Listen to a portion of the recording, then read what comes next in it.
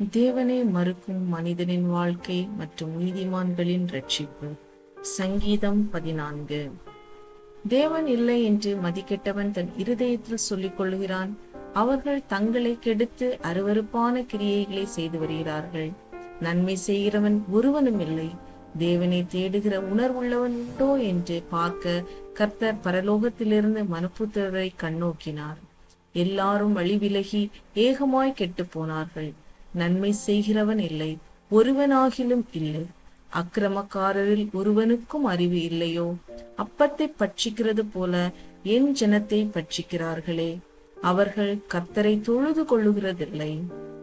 அங்கே அவர்கள் மிகவும் பயந்தார்கள். தேவன் நீதிமானுடைய சன்னதியோட இருக்கிறாரே. சிறுமைப்பட்டவனுக்கு கர்த்தர் அடைக்கலமா இருக்கிறார் என்று சொல்லி நீங்கள் அவனுடைய ஆலோசனையை அலட்சியம் பண்ணீர்கள். சியோனிலிருந்து இஸ்ரவேலுக்கு ரட்சிப்பு வருவதாக. கர்த்தர் தம்முடைய ஜனத்தின் சிறையிருப்பை திருப்பும் போது யாக்கோபுக்கு களிப்பும் இஸ்ரவேலுக்கு மகிழ்ச்சியும் உண்டாகும்.